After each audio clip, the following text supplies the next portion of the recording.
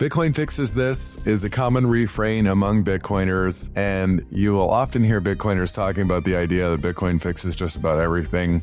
Our guest today believes that it can fix health, and it does this by changing the way people think about their long-term planning about health and how they think about their bodies. And if you have understood a way to protect the value of your money into the distant future, you then might have enough time to think about how to properly protect your body. Caribou is a Canadian Bitcoiner, an expert in lower extremity health, and a trained physiotherapist. And he's joined us today for a conversation about the intersection of healthcare and Bitcoin and what it might mean for reimagining of the healthcare system from treatment of diseases and symptoms to prevention and a new way of thinking about healthcare. I'm Scott Dietels. I'm the CEO and founder of Block Rewards, and part of our mission in bringing Bitcoin to the workplace is helping people understand how it will help them. So if you're interested to learn something about how Bitcoin might change the way you think about your body and physical health over time,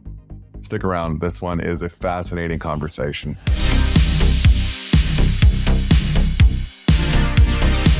All right, welcome to another episode of the Block Reward podcast. We're joined this week for a conversation about the intersection of Bitcoin and healthcare, and a special guest is Caribou. Welcome to the show. Thanks for having me, Scott. Thanks for listening, everyone. Right on. Maybe if we could just start the show with, for our listeners who may not be familiar with you, tell us a little bit about yourself and your Bitcoin journey. Sure. So I'm a dad. I'm a Bitcoiner, and I sort of straddle the intersection of health and Bitcoin. My Bitcoin journey began in around 2015, 2016. I was a physiotherapist, and I had a patient that wouldn't stop talking about Bitcoin.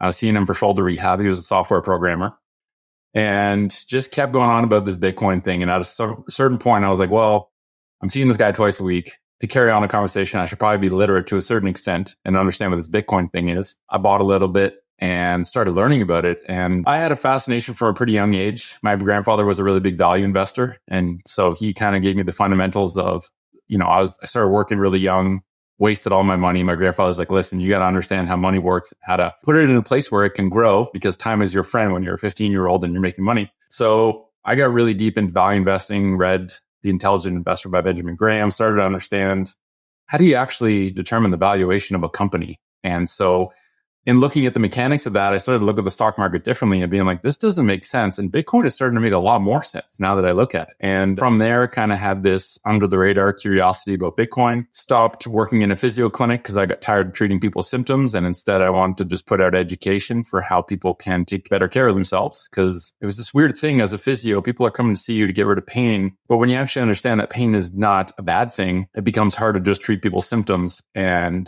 not have them have any willingness to actually understand and address the root cause. So started putting education out online about feet because I had a bunch of foot problems, didn't know how to fix them even after getting a master's degree in physical therapy, and started a foot health network called the Foot Collective.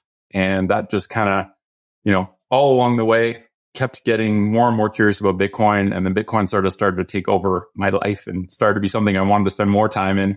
And so now I'm more in the background with the specific health network, the Foot Collective that I founded. Still involved. I'm now their Bitcoin guy, and a shoe company in Canada I work with called Soul Freedom. I'm their Bitcoin guy as well. So I'm still kind of involved in that world. But, being a dad now and just being fully immersed in Bitcoin is really me living my life to my highest potential. So that's where I am today. That's awesome, man. I have a lot of different threads I want to come back to there. I talk a lot about this concept of how over a long enough time, Bitcoin sort of like will reprogram your ideas about everything. And it has this weird way of relating to anyone's sort of personal passions and pursuits. So, yours with health is just such a great example of how these concepts have a monetary value and just a value for life. I'm interested to maybe just spend 2 minutes talking about the name Caribou, because before we started recording, you said, this is the sort of something that you identify with and your life is trending towards this identity. So can you tell me a little bit about that? Yeah, Caribou the name Nobody Caribou, which is my Twitter handle, was actually my two initials, NC, plugged into a random word search. And what got spit out was Nobody and Caribou. So that's how I chose my Twitter name. It was a random word search with NC. And the term Caribou just kind of took on its own identity. I was involved with the Freedom Convoy So more Bitcoiners became aware of me, and the name Caribou just stuck. And so that's kind of like my not so secret now alter ego in the world of Bitcoin, and is actually an identity that I really like because it removes my name from the stuff I work on and makes it is a reminder for me to make it less about me and more about the work I do and how I'm helping people. So yeah, there just happens to be a B in Caribou. So that works out nice to put the Bitcoin B in there. And yeah, I'm running with it. I like it. I think it's cool to embody to some extent the notion of pseudonymity in the world of Bitcoin and the idea that privacy is something that we should all be more and more conscious of, especially as Bitcoiners. But I think as anyone living in a digital world, the option to disclose as much about your life as you choose to disclose, I think is something that is going to be more and more relevant as the digital world and the overlords of the previous legacy world try and, capture us more and more. And so keeping our lives private online, I think it's good to set the example. So that's kind of, any of the clients I work with regarding Bitcoin or wealth consulting, they'll sometimes ask about Caribou. And I just it's a good opportunity to share. Yeah, it's good to be private online because you never know who's watching. You never know when it can come bite you in the ass. And it's good as just a safety precaution. If you have a family, if you have anything that's in the public domain, adopting a pseudonym is just par for the course of being a Bitcoiner and going down the Bitcoin rabbit hole of increasing our digital online security. I love the term previous legacy regime, or I might have not got that exactly right. I'll come back to it in the rewatch. This might be reaching a little bit, but is there anything related to kind of like the Caribou animal or the traits? Is this something that does it extend that far, or is it's no? No, it was a random word search. I like the word though, and I like nature. So the fact that it spat out the nobody one was like, it's kind of weird, but I guess it's a reminder to myself that really in the grand scheme of things and in the world of Bitcoin, I'm a nobody. So it's a good ego, calibrator, let's say. But I think even though there wasn't any story behind Caribou when it first came into being, I think now I'm trying to embody the spirit animal of Caribou now. So I'm into spirit animals. I think it's cool. It's an interesting, and the animal itself is it's a powerful animal for sure. So you were talking about, the history and value investing, and, Bitcoin really is sort of the ultimate tool for thinking about preserving wealth and planning for the future, changing your ability to plan for the future. What was it as you were interacting with this patient and studying, do you remember how the light bulb kind of came on for you, and how was it then that it sort of started to leak into your ideas about the long-term planning of thinking about your body? I'm just a very curious person by my nature. And so Bitcoin was like the never-ending rabbit hole of Bitcoin captured my curiosity and actually protected me from going into the world of altcoins, which I'm very grateful for. Because there was never actually enough time in a day for me to learn everything I wanted to learn about Bitcoin. And so I just focused all my energy there. And then at a certain point, I realized actually that's the only one worth learning about anyway. So I'm glad that that's the path I took. Probably about 3 or 4 years ago, I kind of had so initially it was just a curiosity. It was a different lens, a different way to view money. In the early days, I just consumed everything from Andreas Antonopoulos, the Internet of Money, part 1, 2, and 3. I bought them all and I read them every year, once a year at least, as just a refresher to be like, to reinvigorate my conviction that this was the right decision for me to, put more and more of my life's wealth, basically, which wasn't much, but was, something I wanted to be very careful with, into Bitcoin. And so once in a while, I would get these periods of anxiousness where I was like, am I actually making the right choice? Is this thing actually what I think it is? And so that would be a forcing function to me to just double down on doing like a hard week of study of like 1 or 2 hours a day, listening to podcasts when there weren't very many podcasts, or just reading books that I had, good resources. And I think about 3 or 4 years ago, it really smacked me up. Actually, I remember this date, December 21st, 2021. I was literally in my car writing some notes, and I realized if everything is downstream of money, then health must also be downstream of money. And it's sort of started me down this path of thinking, okay, health requires time. It requires time to understand how to take care of ourselves, and also requires time to make behavior changes to take better care of ourselves. So if health requires time and money is the tool we use to store our time, if everyone is using money that's stealing their time, they're never going to have time to take care of themselves. So this was I wonder if that's true. And then I started asking people, that would come to me for help with their health, what do you think is stopping you from taking better care of yourself? Like, is it that you don't know how to take care of yourself? Is it a knowledge problem? Or is there some obstacle that I'm not aware of that's stopping you? And what most people would say is, I just don't have time. I don't have time. I don't have time to take care of myself. I don't have time to look into how to take care of myself. I don't have time to do the things I know I need to be doing. And so my question was, wow, everyone's so short on time. Maybe this is related to the fact that everyone's using money that's gradually, but in an accelerating way, stealing their time. And so I kind of created this framework in my brain. I called it the layer cake, where there's 4 layers. At the top, you have health. And this can be the health of the individual, but it can also be the health of like the environment as a whole. I'm not going to say the health of the planet, but the health of our environment and the health of the individual are deeply related, but they're like the most superficial layer. And this layer cake is hierarchical, meaning that the bottom is what influences every layer above it. So you have health, and then you have education. And I think health is fundamentally an education problem, because if people don't know how to take care of themselves, they'll never be able to.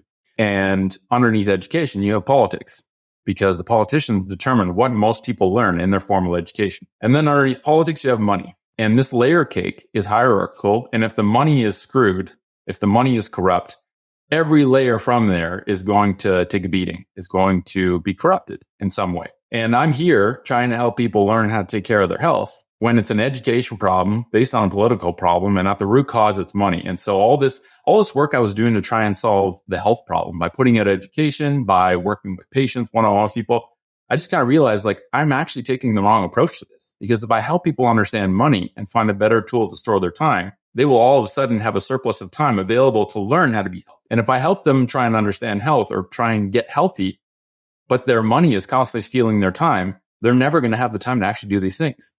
So yeah, December 2021 was when I really realized, if I want to actually multiply my energy and have leverage to solve this health problem, I need to put more energy into promoting sound money. I actually have to do financial education first before health education can be a thing. And that's when I just started having more conversations with people about money, not even about Bitcoin. It was more, what is good money? What is bad money? What money are you choosing to save your time? And that was a question I started to ask people. And they kind of look at me weird, like, well, what do you mean? Like, I just save my money in real estate or the stock market. And they never really thought that if their unit of account is a fiat money that's constantly being debased, it doesn't matter what vehicle they're using to save their time. If the fiat's being debased, everything they're saving in, if it's a house or if it's the stocks or equities, which make no sense through a Bitcoin lens anymore, it's all getting kind of stolen from them gradually. Just slow enough that they don't really clue into it. And the tricky part about fiat is it makes you feel like you're getting rich. Like, my parents think their houses are getting more valuable every year. That's the illusion, right? The illusion of fiat is just so powerful and it hypnotizes people, especially if that's the only world they've ever existed in. So yeah, that was when it clicked. December 21, I was like, I'm trying to solve the health problem from the wrong perspective. I'm trying to tackle the superficial layer when the actual deepest layer that I can have the biggest impact in helping people is actually helping them understand money, because then that allows them to lower their time preference in life in general. And I think health is a low time preference endeavor. And if the lens through which you view the world is high time preference, then you're never actually going to have an opportunity to meaningfully improve your health. You're just going to be chasing away the pain constantly. That was a long-winded answer, but that was kind of how I came to that conclusion. We love long-winded answers on the Block Reward. I enjoyed that immensely. It reminds me of a couple weeks ago, we had Daz Bay on the show, and he was talking about how ridiculous it is that an electrician should know how to do a discounted cash flow analysis on an equity. And it's like, this is how absurd it has gotten with the complicated nature of things that emerge out of really broken money, and people just, using basic ingenuity to figure out a way to survive. As you were talking about, I was thinking about, there's almost also this sort of nihilism that comes with, on some level, nobody being able to store their time effectively. And I wonder if that contributes to the reverse side of people making poor health decisions, sort of low, high time preference health choices, smoking cigarettes, eating shit food, all these things that are like, it's almost like, we know on some level every part of our society is disposable and fast food culture. And, it's that part of like the fiat hypnosis that maybe infiltrates how we make decisions about everything. Yeah. Sid Dean had a good quote in one of the Bitcoin Times magazines where he said, the hardness of the money you use is the toggle of your time preference. And I totally agree with what you just said, where if you don't really have, if you're not able to adopt a long time horizon to look into the distant future and have something worth living for, and knowing that is, I'm going to be around for that. I'm going to have the means to live well in that future. Therefore, I have a reason to take care of myself. I have a reason to forfeit the cookie today to be healthier tomorrow, because tomorrow is actually really bright and exciting and awesome. And the flip side of that is if it's shit right now and there's no hope for it to get better, then I can assume the future will be shittier. And so why would I sacrifice getting something today for a future that isn't guaranteed and might not be very good? And so I empathize with the people who have this deeply rooted fiat lens and why they might adopt high time preference behaviors. And that's the battle, right? It's like in a world underlined by fiat money, which innately carries a high time preference mindset and lens, trying to be healthy in a high time preference world is like constantly trying to swim upstream. Constantly. At a certain point, you get fatigued, you get decision fatigue where you make a certain amount of sacrifices, but you hit your limit and it's just, well, I'm going to default to, I want to feel good, right? I'm just going to default to what makes me feel good because this is miserable and it's hard. What I tell people is it's almost like switching the direction of the stream when you adopt Bitcoin, because when you have low time preference thinking and you have time available to actually think about what matters in my life. What do I actually value? Do my behaviors and where I spend my money, more importantly, actually align and reflect with the values that I claim to hold? And by adopting sound money, hard money, and switching to low time preference, instead of swimming upstream, the current has been switched. And now all you have to do is chill and float downstream and just trust that like the time is now your friend. Time is no longer scarce. If you store your time in a form of money that preserves it, relative to everything else, you are gaining momentum and you're gaining time. It's such a trip, Scott, because I've learned that time is a very slippery thing. You know, I've gone through times in my life where I've lived a year and a month, and times where I go through a year and it feels like it was in a blink of an eye. It feels like it was a week. And what I've learned is the more I pay attention and the more I'm present, the longer time I feel I have. Right? I just had a little baby daughter. Everyone says, oh, you know, appreciate it while it's there because it goes so fast. And what I've learned in my life as a parent is that the more present I am and the more time I spend with my daughter, the slower it goes. And so time is moving very slow for me now. Even though in the Bitcoin world, shit goes real fast, it's still the kind of thing where if I'm not having to use any brain cycles to think of discounting cash flows, to think of what am I investing in? How are my investments doing? What is the interest rate going to do in terms of obliterating or improving my wealth? I don't have to think of any of that. And I think to bring it back to health, I think in the same way that Bitcoin obsoletes a lot of fiat finance complexity, so that the electrician just has to think of, well, I save my money. You know, it's like 101. My 6-year-old nephew can understand this. Earn more than you spend and save the difference in hard money. That's it. Finance 101. Something I never learned. I wish I would have learned. And that's all you need to know. But in the world of fiat complexity, it's overwhelming to the point where you have to offshore the responsibility of your finances to the quote unquote expert who has mastered being able to navigate all this complexity, which we just accept as something that is just a fact. Like it's just there. That's just how it is. When in reality, when we take a bit of responsibility for understanding money, all of a sudden, all that complexity literally just goes away. It's no longer relevant. It's no longer something you have to allocate energy towards. And I think in the world of health, you know, open source health protocols and just taking responsibility for understanding how to be a healthy person, which is incredibly simple, obsoletes most of the disease care and medical complexity that we've been forced to offshore to the quote unquote expert who are great at treating symptoms, but aren't trained to help us be healthy, aren't trained to help us understand how do I just align the way I live my life with my biology so that I don't have to constantly be worrying about treatments or learning about all this complex bullshit. It's incredibly simple.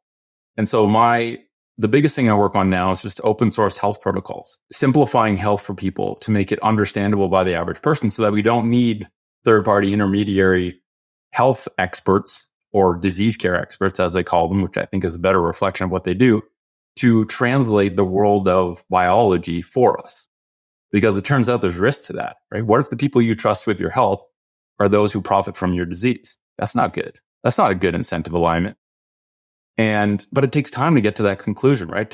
It requires some self-reflection and just time to study up on these things, to learn about health, to find the right resources that can empower you with an understanding where you're like, oh, I actually understand food, right? I don't have to worry about nutrition or diets or any of that bullshit. I just have to eat real food that comes from nature, that's grown naturally. And with that new set of simple constraints, I can actually navigate my world of food and feel empowered that I can make good choices over time. And that just makes it more efficient, right? You can spend more time living and appreciating life instead of always trying to learn and understand all this complex bullshit that actually gets obsoleted when you understand the fundamentals of health.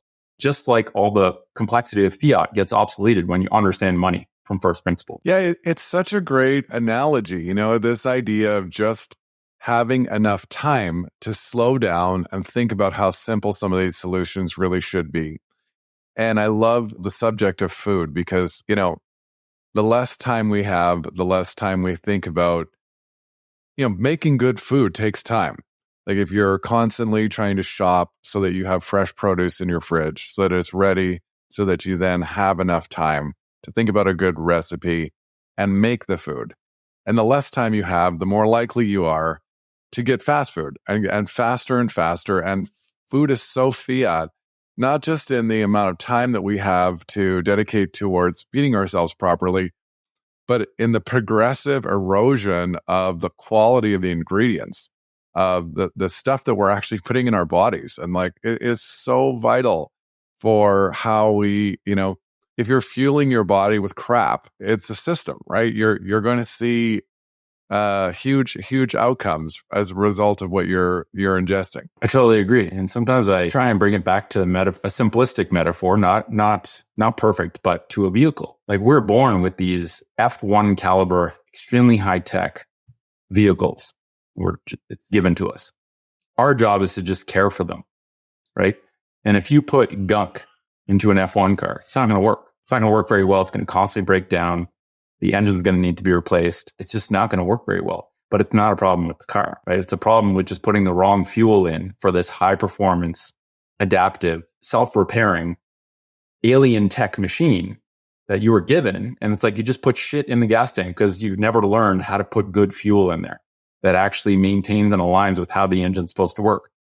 And it really is a shame that the education system could be such a powerful tool to enhance health. It really could be. And, it actually would correct a lot of the problem with adults too, because if you teach kids the fundamentals of health and you allow them to learn about health experientially by growing some food, by moving and playing together, by just understanding what goes into like a good night's sleep and sharing stories about how they're sleeping and how they feel, they can teach the parent, right? And so the education system is just such an opportunity, but it is anything trusted to have the state handle is just going to be handled poorly, like anything, right? The state is simply not incentivized in a fiat world to help create a healthy population, because a sick population is much easier to manipulate and control.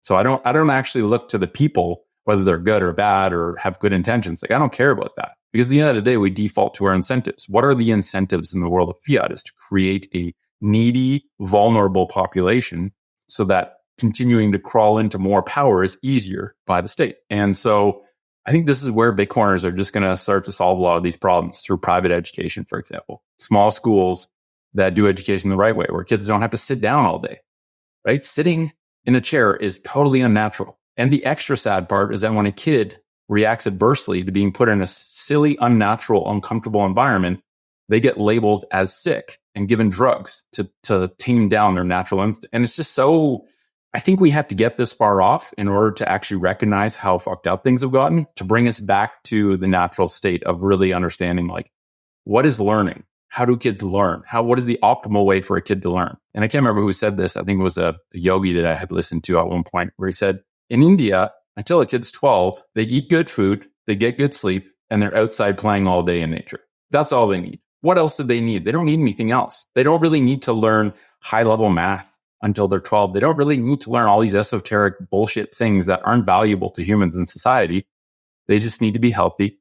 They need to play together, maybe given some guidance on how to eat, how to sleep, and how money works. Because the two things you cannot opt out of as a human are money and health. And the two things we learn nothing about in any schooling that I'm aware of is money and health. And so clearly the people making decisions about what we learn are just not competent, and they're just not competent enough to be making those decisions. So how do we, it's a big problem, but it's also a giant opportunity. I'm really bullish on a generation of Bitcoiners who are going to lead the next iteration of civilization and bring it back to health and back to sound fundamental principles as a civilization to just be healthier, because I think health is the ultimate foundation for a functional civilization. Yeah. I mean, modern public education is founded in one of the original fiat degenerate overlords, Mr. Rockefeller, who is also very intertwined with healthcare and the current, all of these things really did come out of significant changes that were enacted kind of 100 years ago, or right around the time of the creation of the Fed, uncoincidentally. All of these things that we're really seeing, play out to their natural endpoint happening right now. Yeah, we'll come back to this idea about open source, Bitcoiners changing the future, non-democratically or ultra-democratically, however we want to phrase that. I wanted to ask you a little bit about your manifesto, your white paper, lower body extremity health. So to frame the conversation around empowering through education, maybe just tell us a little bit about it. Sure. And actually, before I do, I have a question for you. I'd love to hear your thought on this. It's a question I love to ask everyone I interact with. How do you define health in one sentence? There's no wrong answer, and you reserve the right to change your mind in a second if you want. But I'm always curious, back to that question that I said a lot of people come up to me and say, how do I improve my health? One of the first things I ask them is actually, how do you define health? And the irony is everyone's coming to see me to achieve this thing, which is, packed into the word health. When I ask them how they define health, they actually don't. They often haven't thought through how they define that word, which I find very interesting because they're asking about how to get to a place and they've never defined that place. So they're probably not going to get there. So I'd love to hear your thoughts on just right now at this point in time, how does Scott Dietls define health in one sentence? It's probably going to be 3 sentences, but I would say, so I was a university level athlete. I've been training basically continuously as long as I can remember. And along the way of my own fitness journey, I have, reading your manifesto was near and dear to me. I've broken both my ankles, tore my right MCL, my left labrum hip was completely annihilated about 4 years ago, herniated 2 different discs in my back. So yeah, I'm like the person who is meant to read it. None of that is for lack of doing stuff. And in fact, is the other way. Like some of the fittest people often have the most tread on their tires, right? So my personal, how do I think about health? Today, I take my health very seriously because I am planning to be live as long as I can and be as active as I can later in life. So health for me is a continual, lifelong effort to treat my body as though it's the most important possession I have. That's a good one sentence answer. And one of the things I love most about that is actually process-based, not destination-based. Like the continual effort means it doesn't stop. You don't get to like destination health. You're like, yeah, I'm done. It's like, no, it's the everyday process mine is the process of learning how to take better care of myself in all domains. And it really is, I think if people tap into that, the best thing I like about process-oriented health definitions is that the minute you're embodying the process of health, like as soon as you decide to be 1% better every day, I consider you a healthy person. I don't care if you're 300 pounds overweight, have knee pain everywhere, and feel miserable. If you are working every day to improve your state of health, then you're healthy. Versus someone who might look jacked, look fit, but is not doing anything to work on improving their overall health. I don't think that person's healthy, regardless of their current state. And so, yeah, I think it's a good conversation topic. It's a good question to ask people if ever the topic of health comes up, because you really see a lot of richness and diversity of answers. And, for example, someone who's been in pain for a long time, their definition of health might be, I just get out of pain, like not have pain is my definition of health, which I think if you ask me is a pretty low bar, but in that context, I completely get it. Because when you're in pain, all you want to do is get out of pain. Yeah. So I want to spend my time working on free open source health protocols. So, in alignment with the Bitcoin philosophy of free open source software being the path forward, I wanted to take on the personal challenge of compiling everything I've learned in my past 8 years, going super deep into lower extremity health into sort of like a dissertation. Like can I write a paper and model it after Satoshi's white paper of, 12 sections, 9 pages? Can I cram everything I've ever learned and anything worthwhile sharing? Because most of what I learned is probably not worth sharing, but can I distill it down to fundamentals, put it into a white paper, and then build sort of like derivatives of that paper into, whether it's best practices for health professionals or, we're working on a little kids book of teaching kids how to have a healthy lower body, because I talked to my nephew about this. And if he can understand it, then we can write something up for other, 6 to 8 year olds, or like even I would say 4 to 8 year olds, to understand how to just take care of their lower bodies, because it's incredibly simple. And so the first health protocol is called Apollo. And the domain that it covers is the lower extremity. So everything from belly button down. So that includes hip, thigh, knee, ankle, foot. And it was really just an aspiration to simplify things, but also justify by first principles why it actually can be that simple, right? Like if I go up to a health professional and I say, all you got to do is lower your time preference, reduce unnatural behaviors, and add natural behaviors, they're going to be like, it's not that simple. It's like, I got to be able to articulate how that is the final destination and conclusion. And so the white paper was just an effort to really unpack as much as I could about why I've come to that conclusion, and then put it out into the world for it to be scrutinized and for it to be read, adopted, tested, peer validated. And so, the website is runningapollo.com, and the white paper's there. And then we're going to work on sort of different derivatives that bring the white paper into applications for health professionals, for individuals. And the effort there is, the value in that paper is not actually necessarily in what's included. It's in what was chosen to be excluded. Because the 99% of information out there is actually useless at best, confusing at worst, harmful at even worse. And so to me, Apollo is just the 1% of the most relevant shit that I've picked up over my past 8 years of obsessively working on lower extremity health with people. And then just sharing the cheat codes so that anyone at any time can adopt that protocol.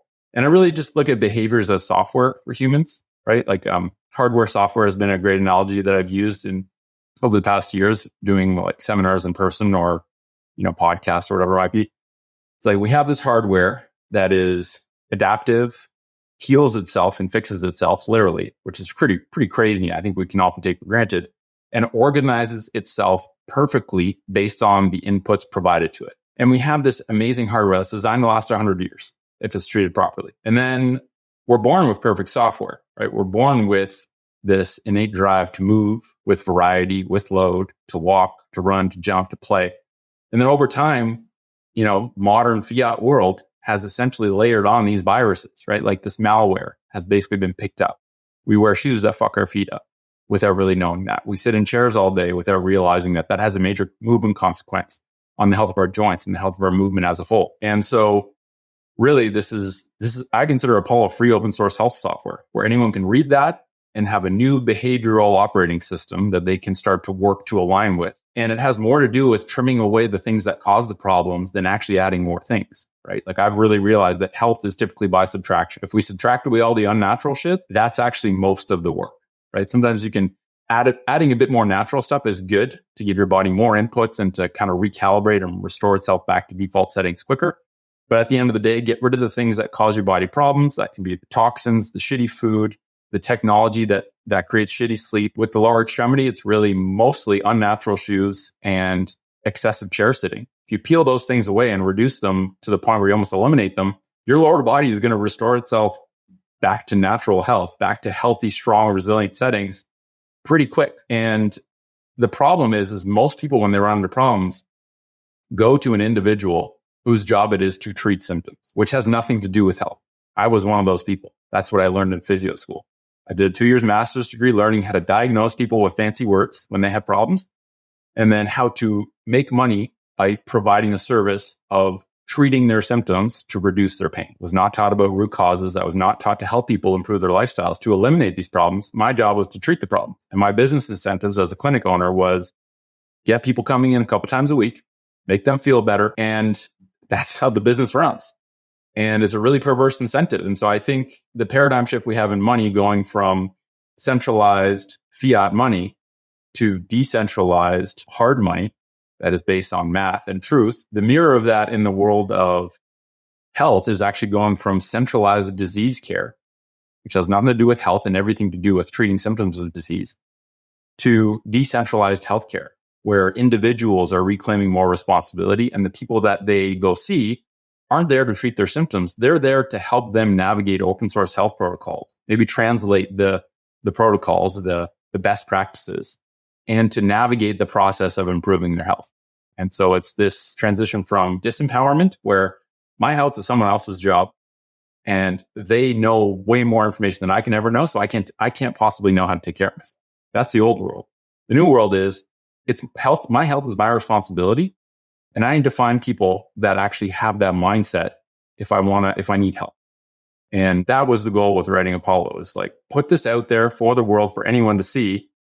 And really that protocol is super nerdy. The white paper is super deep. Probably very few people will ever read that. But I think the ones who do read it are the ones who are actually willing to embody and apply those principles, and will get the most benefit. And I think over a long enough time period, if we can build consensus that as a large family health professional, whether you're a personal trainer, strength coach, physio, chiro, family doctor, orthopedic surgeon, long list, the expectation is for you to have read this open source health protocol, critique it, give feedback, and apply it, because that is now the standard of care. The standard of care should be effective care, doing things that matter, instead of just providing symptom management and making money from that. And once this is in the public awareness, it can't really be unseen, right? If you read that as a health professional, you're like, I'm just going to go back to treating symptoms because that's what makes me money. When enough people find out about this, the social incentive is that no one's going to come see you when they realize that treating their symptoms is not the path forward. So it's kind of a bit of an abstract thing, free open source health software, but I think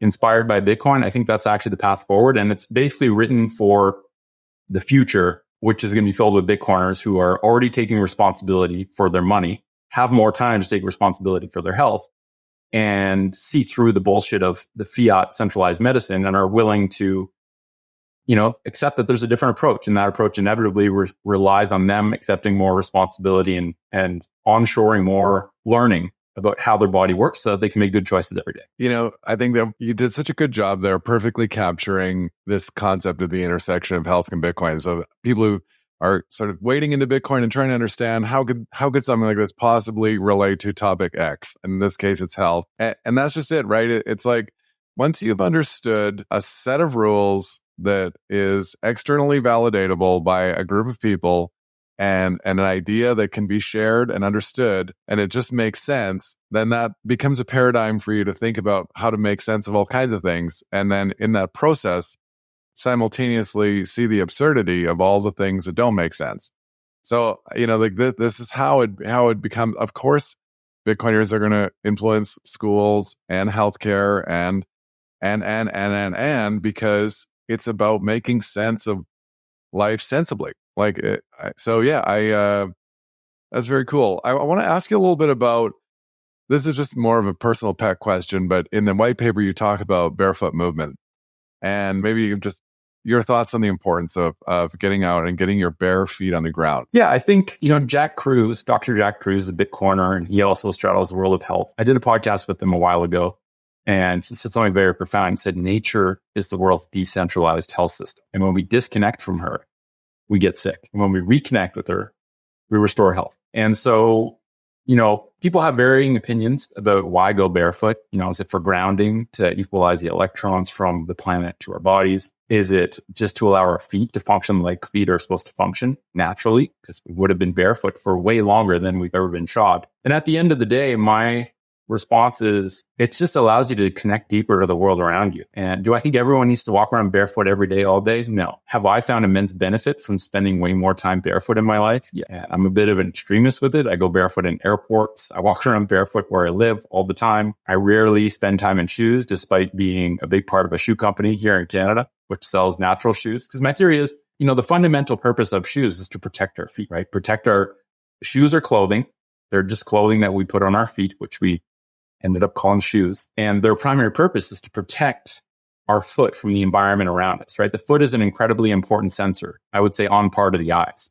The amount of sensory input that it's designed to receive based on how many sensory nerves it has in the plantar side of the foot is incredible.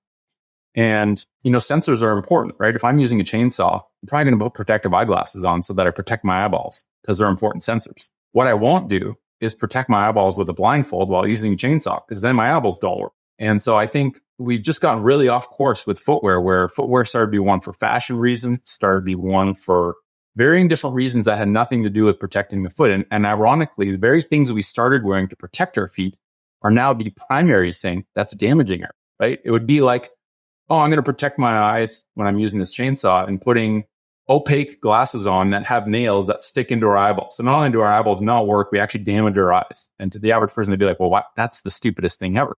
But that's what we're doing with shoes. Because when a shoe is stiff, when a shoe is pointed, when it's not foot shaped, when it sticks a huge layer of cushioning between you and the ground, your foot can't act like a sensor. You are disabling the natural stability of the foot by compressing the toes.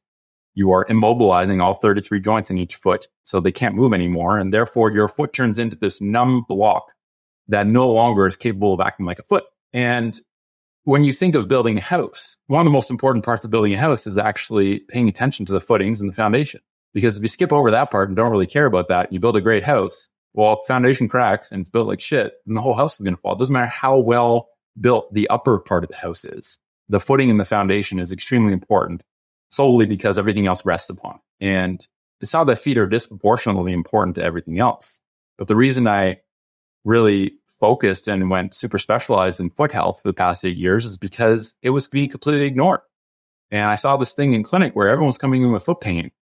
And when I actually understood from personal experience, because I had messed up feet from wearing rugby cleats that were soccer cleats, and my feet just got obliterated.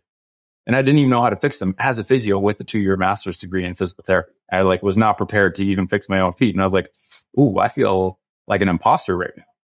So I went down my own journey, and it turns out it's incredibly simple. Stop wearing shoes that fuck your feet up, and your feet function real well. And when I saw that, I was like, I got to tell other people about this, because no one really seems to be picking this up. And there's billions of dollars in marketing budgets for footwear companies to try and convince us that you need the stiff shoe with cushioning. You need this, you need this, you need that. That's going to make you a better runner.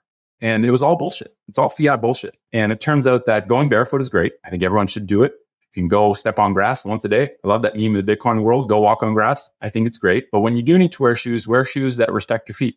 So Soul Freedom is a company in Canada that sells natural footwear. And the reason I helped start that is because no one in Canada could actually buy natural footwear, right? They had to get it from overseas. Really hard to buy shoes without trying them on. And there's all these customs and duties from the state. That is like a vestige of old times where when Canada did make shoes, they don't make shoes anymore. So really the government just makes shoes 20% more expensive for Canadians by not removing this legacy tax that just hasn't been revisited in another fiat, nonsensical, stupid thing. So is it good to go barefoot? Yes. Do you need to go barefoot all the time? No. Just make sure that you're wearing natural shoes. And at minimum, get rid of the unnatural shoes that are damaging your feet actively, because almost everyone is wearing them. And almost everyone who is wearing them doesn't know that it's actually damaging their feet. And no health professional, or very few health professionals, I should say, actually bring that up as something relevant to foot health. And ironically, the foot specialists in the legacy world are podiatrists. They actually recommend unnatural shoes as good for your feet. Again, a weird derivative of warped fiat incentives where truth just isn't getting any spotlight because all the business incentives are based on like literally treating symptoms. And so when you put people in shitty shoes, it's kind of like a forward insurance option to make sure that their feet break down so that your job is required in the future. Do I think that's what they're thinking? No. But the awareness just isn't there. And so respect your feet with good footwear and spend time barefoot. Like, it's not rocket science. Yeah. And in your white paper, you quote I think it's Buffett talking about the relationship. Show me the outcome or show me the incentive and show me the outcome. Yeah. What's required for a shoe to constitute a natural shoe? Yeah. So my favorite heuristic is the 5 Fs. And if you look at the Apollo white paper, there's actually a footwear resource. And in that resource, this is all listed there. So the 5 Fs, and they're hierarchical, meaning that the first one is most important. The last one is probably least important. The first F is foot shaped. So the foot naturally splays out. So the toes are the widest part of the foot in a natural foot. And so you want to make sure that the shoe you buy is actually shaped like a foot instead of shaped like shoes that taper into a point are just not shaped like feet. It's like the opposite shape of a human foot. So foot shaped, they should be flat, both inner profile, meaning no external arch support, which is sold as a benefit, but actually is just a way to weaken the foot. And then flat from heel to toe, meaning the heel is no higher than the toe. So foot shaped, flat, they should be flexible. You should be able to take your shoe and bend it, twist it, fold it, manipulate it. They should be able to move freely against little resistance. And, I give people 33 reasons why a flexible shoe is good. And it's every single joint found in your foot. And each one has 6 degrees of freedom. Your feet are designed to move a huge amount. 25% of every bone in your whole body is in your feet, which is a crazy stat. So foot shape, flat, flexible. Feel, meaning try and go to as thin of a sole as possible so that your sensors can actually act like sensors. And then the last one is fixed, which is kind of an outlier, but it basically means if the shoe is not fixed to your foot, meaning no flip-flops basically, then your foot mechanics can't actually align with natural foot mechanics, right? If the shoe is flipping and flopping around, you have to do stuff with your toes to stop the shoe from flying off, stop the sandal from flying off, and that completely throws off the mechanics of the foot. So foot shaped, flat, flexible, thin sole, and fixed to your foot. Those are sort of the principles that describe a natural shoe. If you live in Canada, the USA, Sole Freedom, SOLE freedom.ca, regardless whether you buy it from there or not, features a ton of brands, got a huge collection of over 100 pairs of shoes for kids and adults. So at least you get to see what brands, what styles are actually considered natural. And my goal with them, I'm their Bitcoin guy, and my goal is to make that the Bitcoiners' destination for footwear. And we plan to, they already have sats on their balance sheet. And so now the next step is accept sats as a method of payment so that we can exchange sats for shoes. So, but yeah, that is like the need to know criteria for natural footwear. And I think it's also beneficial to look at it as a continuum. You have the most unnatural shoe, like a woman's stiletto on one side, super unnatural. The most natural is barefoot. Just shy of the most natural is a natural shoe.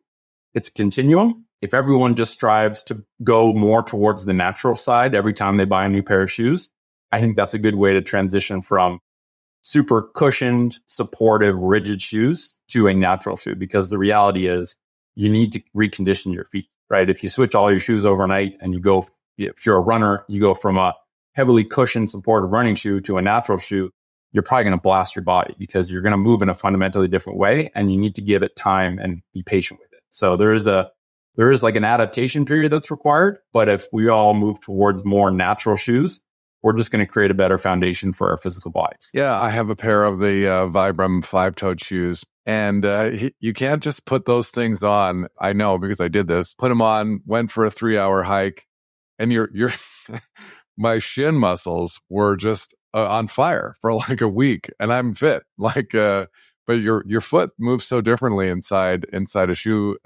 inside a closed-toed shoe, and you see this after. Yeah. Painful lesson to learn. It's like going to the gym, right? Like first time you go to the gym, you don't put 3 plates on the bench and try and bench press it. You kind of start with the bar, then you go 25 or whatever. And I think almost everyone learns that the hard way. I learned it the hard way with Vibrams too. I never run. I run to get somewhere fast, and I play pickleball, so I run on the court. But I decided years ago, try a pair of Vibrams, got all excited, went for a 5K run, and my calves were just obliterated because I was using my calves to run for the first time ever as shock absorbers. And so it wasn't a bad thing. It was just I did too much too soon. Learned that lesson the hard way. Didn't have an injury, but definitely needed like a week to just let it settle. And you definitely learn pretty quick that you have muscles you didn't know you had or that hadn't been working by just going for a walk in natural shoes. And now what's interesting, the Foot Collective, one of the companies that I'm involved with, are starting to actually penetrate into the professional athlete space. So, NFL teams, NBA teams, professional football/soccer players, they're starting to work with these athletes because they're also just as uninformed as the average person. And so whether it's pro-level strength conditioning coaches or just pro-level athletes, what we're seeing is there's a huge amount of athleticism that can be unlocked through the feet. And there's also this giant benefit of performance. So just being better athletes, and also durability, being less likely to be injured. And for athletes, those are the two king metrics, right? They want to perform better. They want to be less susceptible to injury. And there's this giant unlock that happens when they just pay a bit more attention to their feet, train barefoot, wear natural shoes. And it'll be interesting to see how the injury stats year over year start to show that benefit once balance training and barefoot training has been incorporated. So it's cool. I think the next decade we'll see a big ramp up in awareness around foot health and natural shoes. Yeah, I think you can definitely see some of these ideas starting to penetrate into the way pro athletes train. There's a young basketball phenomenon, Victor Wembanyama. He's 7'4", 19-year-old who does a lot of barefoot training, and like for a person his size, it's really incredible what the training has been able, what he can do with his body. And you can sort of see how different these things. I joke about it now, but I grew up in Edmonton, and when I was a teenager, we used to think it was a feat of strength to be able to come out from the minus 40 degree weather and try to dunk a basketball without having stretched or warmed up at all. And these are the evolution of ideas over time. Yeah, this is a really cool conversation. I am so interested in this particular overlap of Bitcoin and other things. For people who are interested to learn a little bit more, where would you recommend they start? Depends on what they want to learn about. I mean, if they want to go real deep, runningapollo.com, the white paper is there. It's extremely nerdy and very deep. But if you want to read that, you can go there. Our Noster is also posted at runningapollo.com. And there we put kind of bite-sized nuggets into the Nostosphere as like little notes. The Foot Collective is a really good point for people to start at. They got tons of podcasts. All their education is free on YouTube. They got some great stuff. So, I mean, frankly, for most people, when it comes to feet, the first step to take, no pun intended, is literally just stop wearing shoes that damage your feet. And if you need more information on finding out, how they damage your feet or how to find natural shoes, then go down that road. But getting a first pair of natural shoes, going on more walks, and, Soul Freedom has a really good selection and kind of really aligns with the Bitcoin philosophy in terms of how they go about doing business. And it's more of a health education company focused on feet than a shoe company. But the road to foot health education inevitably leads to footwear. And, they have Canada's widest selection of natural shoes. So getting into a good pair of shoes, spending a bit of time barefoot and going on more walks is literally a great starting point. And then from there, go wherever your curiosity takes you. I think balance training is very underrated, both from a neuroplasticity perspective of just being better at absorbing information. And this is like one of these side benefits of balance training that I never realized until fairly recently. Falling is a very salient piece of information for the human brain, right? If you're running from a predator or running to get food, falling can literally mean death. And so the brain actually picks up this primal instinct to pick up the falling data from your brain is very, very relevant. And when you're doing balance training, you're essentially constantly triggering that fall response. And so you're opening up all these neural pathways. And from what I've seen and from what the research says, you have way more neuroplasticity and ability to integrate information, even after a 5-minute session of training your balance, of challenging your single leg balance. And, when it comes to resilience and injury prevention, 5 minutes of balance training per day can do wonders if you're an athlete, you play a sport, or you just don't want to have, messed up knees and ankles. So balance training, going barefoot, get into a pair of natural shoes. That's a really good start. And then 1% better every day. Learn a bit more, try new things, go on longer hikes, longer walks. And don't underestimate the power of restoring healthy feet. Yeah. And, to a point you made earlier, I think there's no point in having immortal money to last you well into the future if you're not going to have a body that you're going to be able to enjoy it with. So, these things are intimately connected and very much relevant to each other. And I think Bitcoiners, not only do they have a great future to look forward to because of the value that their sats are going to accrue over time, they also have the time to take care of themselves. And they're also critical thinkers. Right? The whole thing with Apollo is this is free open source health software. Don't trust us. Run the software, validate yourself, critique it. And with the metaphor of behaviors as software, hardware being the physical body, your body is your node. You choose what software you run better software, have better health, literally. And, we're starting with a lower extremity health protocol, but eventually we want to be able to branch into other protocols, like having an free open source food protocol that is endorsed widely by a bunch of, high level people who understand food, not nutrition. Nutrition is sort of the fiat derivative of confusion that food has ended up in, but really it's just about food. And so, the goal is to create a really good open source library of health protocols that can be adopted by families, right? By parents, by individuals, by health professionals, by schools, right? If we open source a lower extremity health protocol, all it takes is one really keen, potentially Bitcoiner, phys ed teacher to read that, to apply it, and to know, wow, it's actually incredibly simple. I'm going to teach my kids that they just have to have a long-term mindset, aka lower their time preference. They need to trim away the unnatural shit like unnatural shoes and lots of time spent sitting in chairs. And they need to add natural things like varied, playful movement, walking, sitting on the ground instead of sitting on chairs. It really is, health really is incredibly simple, Scott. And I think my excitement with free open source health protocols is just to put truth out into the world available for anyone to adopt, to run on their own node, to run on their own body.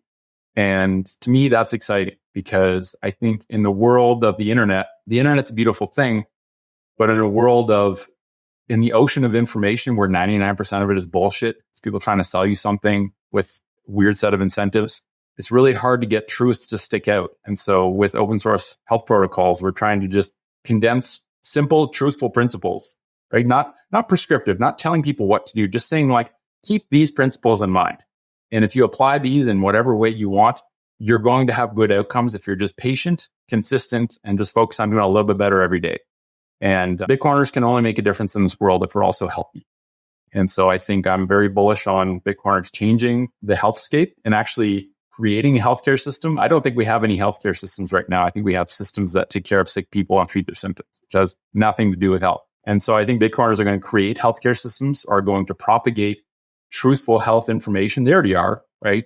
You see all these Bitcoiners like get in the sun, go for walks, eat high quality meat. Like they're up and up on this shit because they get it and they're interested in taking care of themselves. So I'm really excited to have more conversations with Bitcoiners about health and just to have these open source health protocols be adopted widely, perhaps even eventually by nation states, right? Like if a whole country got a competent leader and they just said, we're going to revamp our education system and we need to actually integrate consensus-free open source health protocols into our education system full stack, that's a power move to create a healthy population and a resilient population and to deburden the medical system, which I think still has value, but it maybe needs to do 5% of what it's doing right now. And if people actually took care of themselves, we wouldn't be getting blasted in the disease care world where, you wouldn't have to wait years to get a part replaced because the part would never need to be replaced in the first place. Right. And in the few cases that it did, they'd be able to get in a week. We know this all too well in Canada. It's just, we've just, by not ever teaching health, we've created a disease care system that is mostly underwater and inefficient. And that's sad. So I'm hoping this is like a resurgence of a health revolution where the individuals now take care of themselves and, healthy people take care of their environment too. So I think if we help people individually be more healthy, then the environmental health issue solves itself. Healthy people take care of their home. Unhealthy people destroy their home because what is their worth? It's not worth making an effort to take care of where you live because it might not be around for long and you feel like shit. So nothing matters except, you at that point in time. So yeah, lower time preference leads to better everything, including. Yeah, one of the craziest aspects of fiat culture is that people have even started to think of their own body parts as replaceable. And it's just such a crazy place to have arrived at. Caribou, I really want to thank you for coming on and sharing some of your insights and ideas. This has been a fascinating conversation, and myself, I've learned a lot just listening to you. So thank you for your time and your efforts out in the community, spreading these ideas. And if you are listening and you made it all the way to the end, I also want to thank you for tuning in. Your attention is a currency as well, and I sure appreciate you tuning in. I hope to see you again next week. Thanks for having me, Scott. Right up. Thanks for listening to this episode of The Block Reward. We're trying to do something different here, creating accessible conversations meant for people who aren't obsessed with Bitcoin. If you found this episode informative and engaging, hit that subscribe button to make sure you stay updated with future episodes. Your feedback matters. We'd greatly appreciate it if you could take a moment to share your reviews and help us with our goal of creating Bitcoin content that is simple and easy to understand. Bitcoin has an important role to play in the future of finance. It will change the way we save, spend, and invest. Discover why Bitcoin offers a game-changing opportunity for forward-thinking employers by visiting blockrewards.ca. Block Rewards' mission is helping Canadian employers implement strategies for integrating Bitcoin into compensation and benefits, supercharge your recruitment and retention strategies, and help your team members plan for the rising cost of living by rewarding their work with the hardest money ever invented.